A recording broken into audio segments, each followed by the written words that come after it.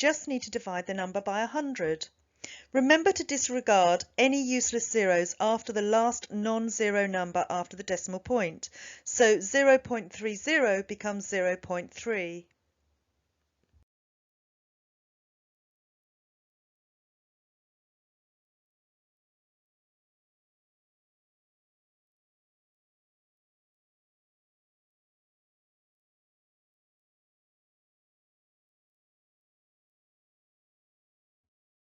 All these percentages are very different, but as percentage means parts per hundred or out of 100, we just need to put the number before the percentage sign over 100. We can cancel 20 over 100 to 1/5, but 3 over 100 cannot be cancelled. 734 over 100 can be cancelled to 367 over 50, or can be written as the mixed number 7 and 17 over 50.